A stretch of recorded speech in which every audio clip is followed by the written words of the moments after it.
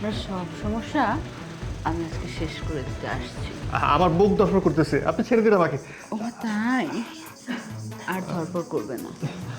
আজকে আপনাকে এমন খুশি করব যেটা আপনি সারা জীবন মনে রাখবেন। ভয় পাচ্ছেন? ভয় পেয়ে কোনো লাভ নেই। আজকে তো আমি আপনাকে কোনোভাবেই ছাড়বো না। আসো আসো, বাবা, বসো। ব্যাচেলার হইলেও রুমটা কিন্তু সুন্দর আছে। মনের মাধুর্য দিয়ে সাজাইছি ওটা। শোনো, ওই ঘটনা হইতাছে তোমারে যার জন্য আনছি সে হইতাছে একটু আলিম টাইপের। হ্যাঁ? হ, লজ্জা পায় অনেক, লজ্জাটা বেশি। আজ পর্যন্ত সময়ও মিলে নাই, ওর লজ্জাও কেউ ভাঙাইতে পারে নাই। মনে করো এখন আমি বাহিরে যাব, বাহিরে যাওয়ার পর ওরা ঘরের ভিতর ঢুকাই দিব। ঢুকাই দেওয়ার পর থেকে ও লজ্জায় ঠোঁট ঠোঁট কাঁপতাছে, একটু লাল টকটকে হয়ে গেছে। ও কিন্তু তোমার সাথে কিছু করতে পারবো না, যা করার তোমারই ওর সাথে করতে হবে। হয়েছে, অনেক লেকচার দিচ্ছেন, সব শুনছি। আমি হইলাম এমন চিজ যেইটারে একবার ধরি, একবার হাতের মুঠায় নিয়ে এসে তারপরে সারি। আপনি একদম চিন্তা করেন না। শোনো, ওরে খালি রুমে ঢুকান, ওরে কেমনে কাবু করতে হয় সেটা আমি রানী ঠিকই ভালো করে জানি। ঠিক আছে গো রানী, ওরে কাবু করো, বলে আবার আমারে কাবু করে ফেলো না। আমার কামই তো হলো সবাইরে কাবু করা। সবাই যদি আমার কাছে কাবু না হয় তাহলে কেমনে মাল পানি কামাই করবো ক? দুষ্ট দুষ্ট কথা বলে। আমি যে মিশনটাতে আসছি ওই মিশনটাকে সাকসেস করো। টাকা যা দেওয়ার তা তো বিকাশে বইরেই দিছি, তোমার তো আর কোনো টেনশন নাই। এখন যা ঘটবো মনে করবা সব নাটকীয়, সব শুধু তোমার ইয়েস ইয়েস ইয়েস। তোমার মুখ দেওয়া যেন কোনো নো বের না হয়। আমি এখন আসি। তাড়াতাড়ি পাঠাই দেন, বেশি দেরি হইলে কিন্তু আবার পসিবল হইব না, কারণ অনেক কাস্টমার বাইরে দাঁড়ায় আছে। আল্লাহু আকবার, আল্লাহু আকবার। আসসালামু আলাইকুম। ওয়ালাইকুম আসসালাম। বন্ধু, কোথায় গেছিলে তুমি? এই তো নামাজে গেছিলাম। তুমি কোথাও যাচ্ছ? বাসায় তো কিছু নাই খাওয়ার মতো, এই জন্য একটু বাইরে যেতেছি। আব্বা টাকা পাঠাইছে, ওই টাকা দিয়ে মুরগির মাংস গরুর মাংস এগুলা কিনে নিয়ে আসি। শোন, আমাদের ফ্ল্যাটের কিন্তু এটা খোলা, দরজাটা খোলা, একটু তাড়াতাড়ি যা। আমি জানালা দিয়ে দেখছি তুই আসতেছস, এই জন্য ভাবলাম আমার লাগাই রেখে কি করবো, যা ঘর থেকে কিন্তু বের হইছি না। আচ্ছা ঠিক আছে, আমার কিছু টাকা পয়সা নাই। আরে আজকে আমি তোরে খাওয়াবো, কারণ আছে তো, ঘরের মধ্যে আমার একটা বন্ধু আসছে। ও আচ্ছা আচ্ছা, যাক আজকে না হয় তোমার বন্ধুরও সিলায় সবাই ভালো মন্দ খেতে পারবো। তোর আজকে ভর পেট ইচ্ছা মতো খাওয়াবো। আচ্ছা ঠিক আছে ভাই, তাহলে তুমি যাও, আমি আছি। তুই যা। আচ্ছা ঠিক আছে।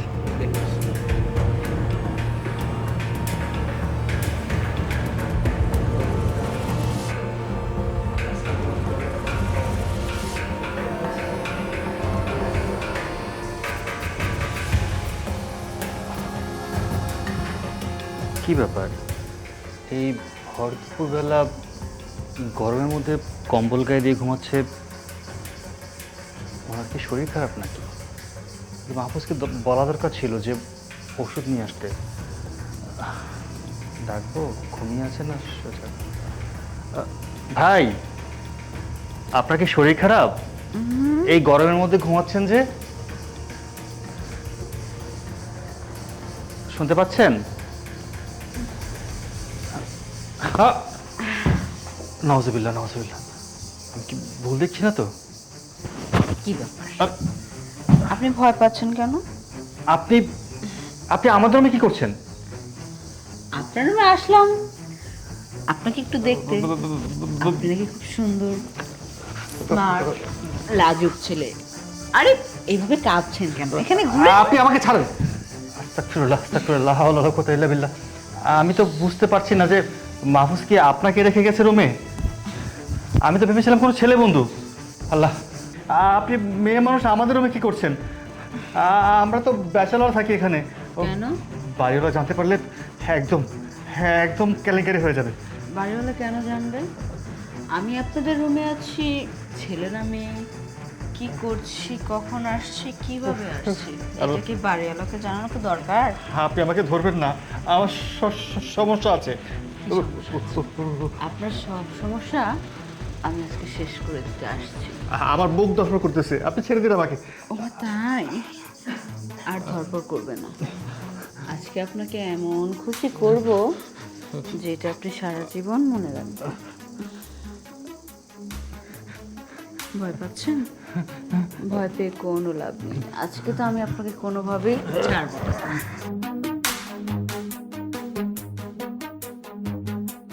এখন বলো 50 কে দিবা কিনা?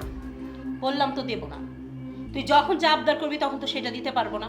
মা এটা কেমন কথা? আমি তোমাদেরকে বারবার করে বলতেছি আমার বান্ধবীর বার্থডে, এখন যদি আমি একটা গিফট নিয়ে না যে এক্সপেন্সিভ, তো সেখানে আমার মান সম্মান থাকবে? সব সময় তো দামি দামি গিফট দিতে হবে এমন তো কোনো কথা নাই। মা তোমাদের কি কোনো কমন সেন্স নেই? আমার একটা স্ট্যাটাস আছে, আমার ফ্রেন্ড সার্কেলদের মধ্যে আমি যদি যাই একটা এক্সপেন্সিভ গিফট না দিই তখন কি হবে? আমাকে তারা অপমান করবে। প্রত্যেক মাসেই তো তোর বড় বড় গিফট লাগে। আজকে এই বান্ধবীর জন্মদিন, কালকে ওই বন্ধুর জন্মদিন, এটা ওটা আছেই। আমি আর পারতেছি না। তুমি কথা বলো না কেন? চুপ করে বসে থাকো কেন? তোমার জন্য তো মেয়ে মাথায় উঠবে। তোমার মেয়ে তোমার সাথে কথা বলতেছে, আমি আর এখানে এত কি বলার আছে? বাবা আমি মার সাথে কথা বলতেছি, আমি তোমার সাথে কথা বলতেছি। তুমি টাকা দিবা। মা কেন কথা বলবে? উনি কি টাকার মালিক নাকি? টাকার মালিক তুমি, দাও টাকা দাও। টাকার মালিক তো তোর মাই, তোর মার কাছেই তো থাকে টাকা।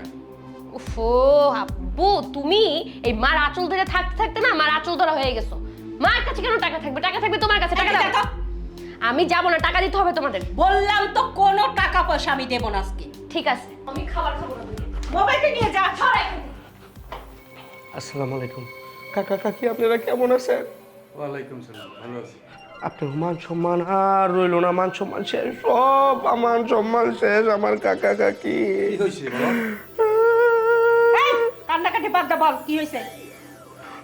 যে বন্ধুর আলেম ভাবতাম ওই বন্ধু তো আর আলেম নাই কাকি, ও তো সালেম হয়ে গেছে। ও একটা লুচ্চা। কোন বন্ধুর কথা বলতেছো? তোমার রুমে যে থাকে তার কথা বলতেছো? জি কাকি জি, আমি কত টেনশন কইরা কত চিন্তা কইরা চলাফেরা করি যাতে আপনাকে মান ইজ্জত সম্মান কোনো কিছু না যায়।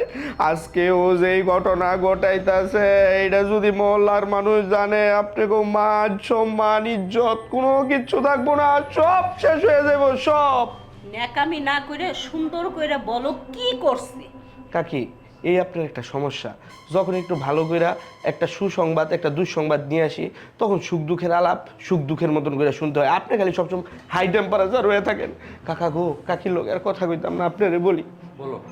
ঘটনা হয়েছে আমি ঘরে শুয়েছিলাম, তখন দেখি আমার বন্ধু মাথার মধ্যে ওই যে কি বাঁধে না, এই কি জানি বাঁধে, এগুলা বাইন্দা রুমে ঢুকছে। আমি বলি আলহামদুলিল্লাহ, আমার বন্ধু মনে হয় নামাজ কালাম পড়ে আসছে, এখন কোরআন তেলাওয়াত করব।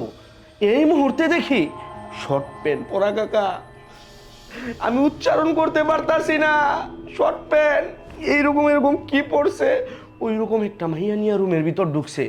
আমি খালি চোখটা বন্ধ কইরা এইভাবে দৌড়া যে একটা দৌড় দিছি, এক দৌড়ে আপনার কাছে আসছি। আমি আর এই মুখ আপনাকে দেখাইতে পারবো না, আমি জায়গা আমার পক্ষে এই মুখ নিয়ে আপনাকে সামনে দাঁড়ানো সম্ভব না। বুঝতে তো পারলাম না কি ঘটনা ঘটলো। চলো নিচে চলো। কি ব্যাপার? জিম ধরে বসে আছেন কেন? শরম পাইছে? আমি তো যথেষ্ট পরিমাণ মজা দেওয়ার চেষ্টা করছি। মজা তো মনে হয় অনেকই পাইছে। যেটা লেগে কথা কোয়ার সাহসই পাইতেছেন না।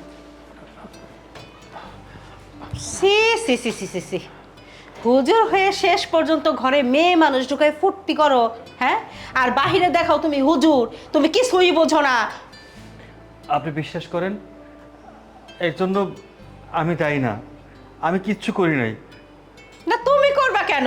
তুমি তো ধোয়া তুলসী পাতা, তুমি কিছুই জানো না, কিছুই বুঝো না। কিন্তু চেহারার যে দুজনে হাল করছো তা দেখা বোঝার আর বাকি নাই যে তুমি কতটুক জানো আর কতটুক পারো। আমি ভালো করেই বুঝতে পারছি। আর শাক দিয়ে মাছ ঢাকার চেষ্টা করো না।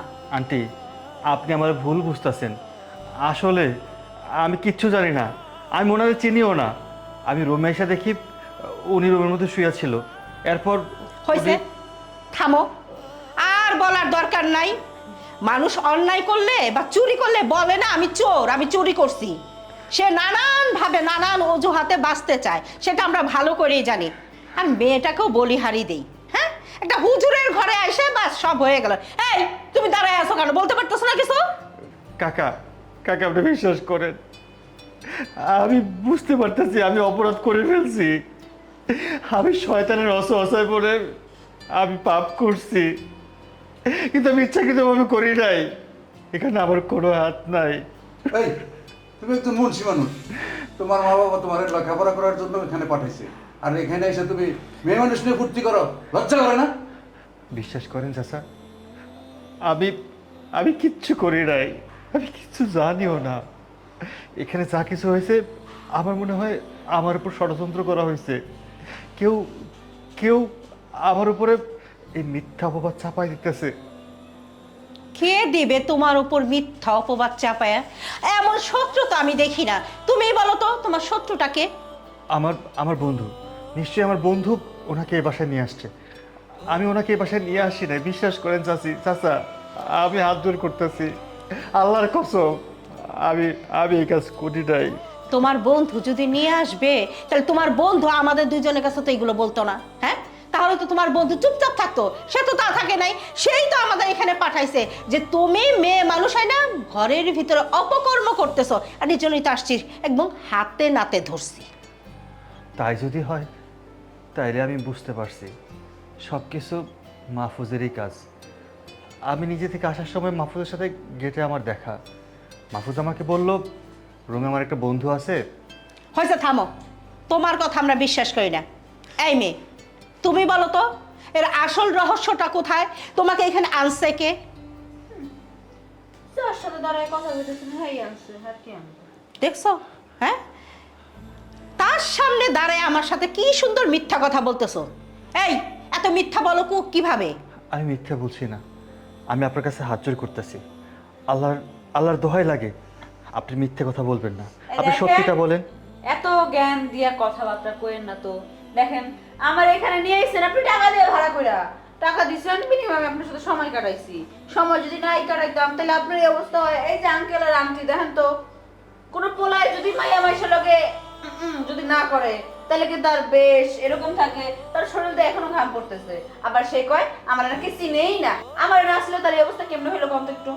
সি সি সি সি সি সি সি সি সি সি নাউজুবিল্লাহ আস্তাগফিরুল্লাহ। এই বলে আলেম, এই বলে হুজুর, সি সি সি সি সি সি আমার ঘৃণা করতেছে ওর সাথে কথা বলতে। দেখুন, অপরাধী যদি হয়ে থাকি আমি হয়েছি, আমি অপরাধ করেছি, কিন্তু এই সমাজের আলেমদের নিয়ে কোনো কটু কথা বলবেন না। আমি অপরাধ না করেও আজকে অপরাধী।